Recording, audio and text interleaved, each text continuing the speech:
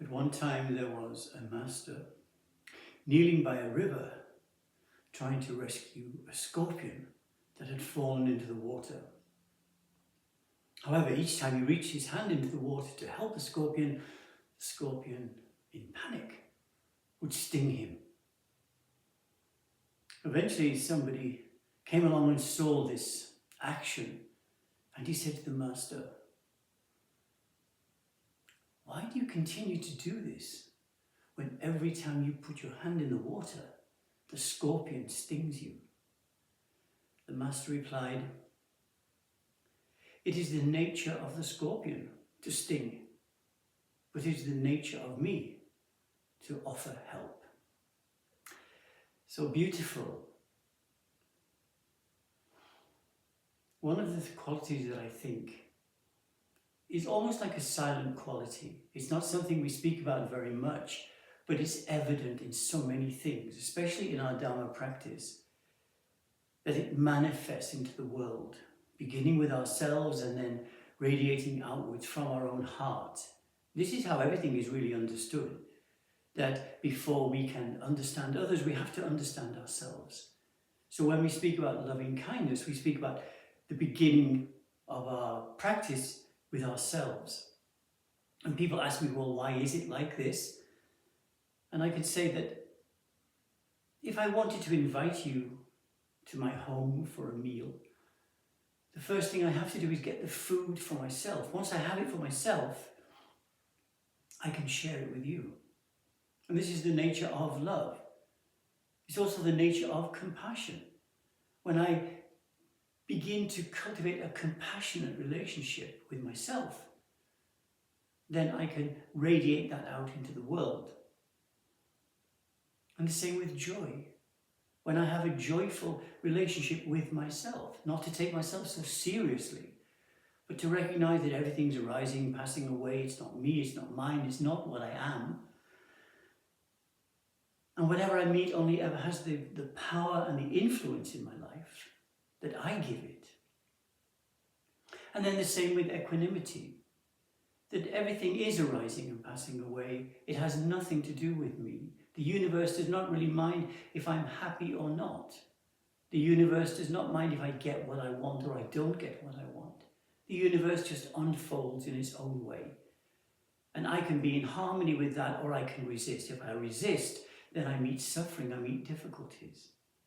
So these 4 examples of love, compassion, joy, and equanimity are called the Brahma Viharas.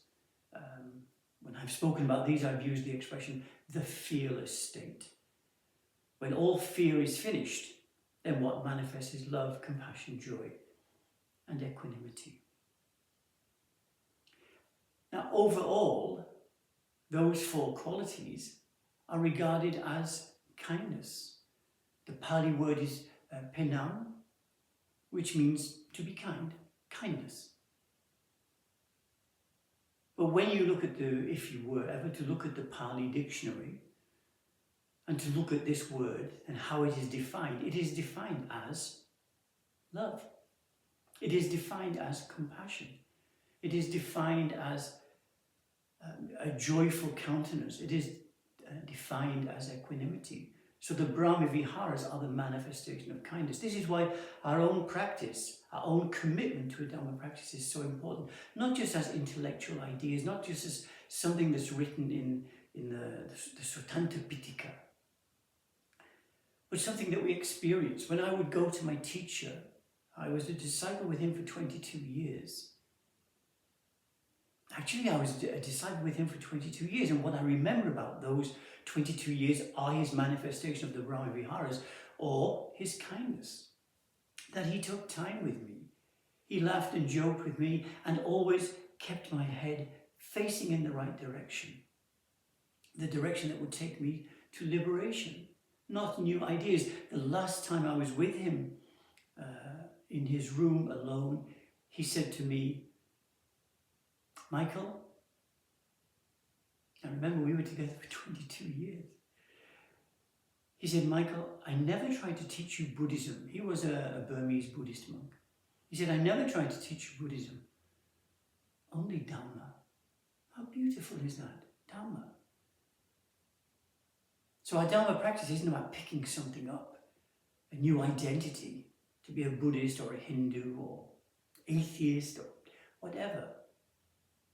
It's this internal journey into ourselves to meet this Dhamma heart, the place where there's no fear, the place where there's no desire, but just the manifestation of love, compassion, joy, and equanimity or kindness. So whenever I would kneel in front of my teacher with some kind of difficulty in my life, he would look at me with this kind countenance and say, Michael, now you need loving kindness. Love and kindness. Now you need loving kindness, we say in English, but a better understanding is love and kindness. Love is our relationship to the situation, and then kindness is our response. So kindness is a quality that, without really emphasizing it, we do emphasize in our Dharma practice, to be kind. The Master says, I am kind to those who are kind to me. I am kind to those who are not kind to me. I'm kind. Because when this self-identity begins to diminish, to fall away, what's left is this open heart, and the open heart, which has no fear and no desire, can be kind. Not a businessman's kind of relationship with the world, not this idea of self looking out and saying, well, what's in it for me? If I help this person, if I'm generous with this person, what do I get out of it? So this, we can't call it kindness. It's a businessman's relationship, always looking for the advantage for itself. But we say in English, and it's a verse from the Dhammapada, that kindness is its own reward, and that happiness comes from kindness. If you look at the Dhammapada, you look at the section called the Thousands, you see many references to kindness. It's a natural way to be when the fear and the desire that we carry has fallen away, when we're not afraid to share what we have. Again, in Buddhist teaching, we have a word, dana, which is usually translated as generosity. But it means much more than that. It means to share the most beautiful, the most precious part of ourselves, the Dharma heart. So the teaching is simple. If you can help, you should help. And if you can't help, don't interfere. This is very important to understand. And not to, well, of course, we should take care with our life. When we speak about dana or kindness, it's not about just giving everything away, unless that's a specific action that you want to take. But in our ordinary life, we share what we have. We share our time, we share our good fortune, we share our love, we share our compassion, we share our joy, and we share our balance in life, our equanimity. So kindness is something that we need to look at in our own life and to cultivate, and not to look at others.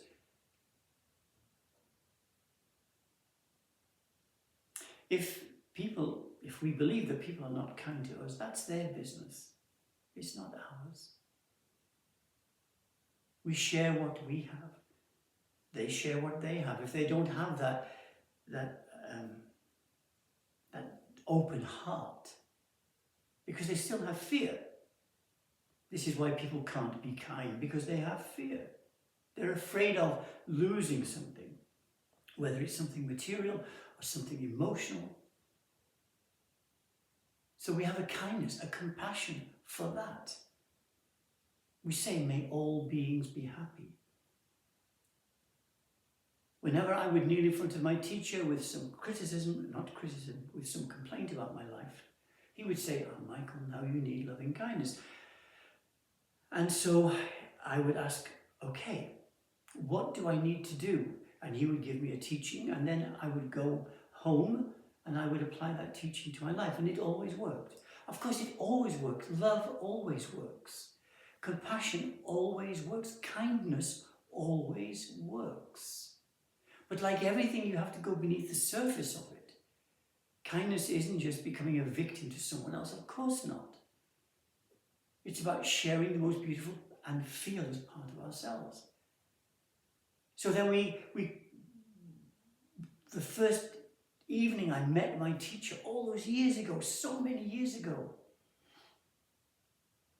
I was sitting in this darkened Dharma hall in a monastery, and this Burmese monk came in and took his place, something like me now, and said these words: if you want to be happy in your life, you have to cultivate a loving heart. Those words went straight into my heart. I'd been training for 10 years before that. I trained in Zen and transcendental meditation before that. But I always felt something was missing, and then I heard those words. And that was it. The part that was missing from my life was love. Love as the manifestation of kindness, first for myself, to take care of me. This being that we call self is precious. The body is precious. The mind is precious. Why? Because it's our vehicle for illumination. So we take care of ourselves. We are kind to ourselves. Sometimes in our practice we have to push really hard to go past sleepiness, to go past pain, to go past being hungry or meeting difficulties. And other times we have to be gentle with ourselves. We have to rest when we need to. We have to be comfortable in our life and in our body. But we have to know the differences. We have to know when to be kind and gentle and when to push hard. But that's the training, and that's what we have to do. We have to be kind, because this training is important. This training will take you to full liberation. And that's worth having. Of course it is. So kindness is a quality that we offer first to ourselves and then to all beings. And this is the way of our practice. To be kind to those who are kind to us. To be kind to those who are not kind to us. To be kind. So I offer this for your consideration and your reflection, and may you all be well and happy. Thank you.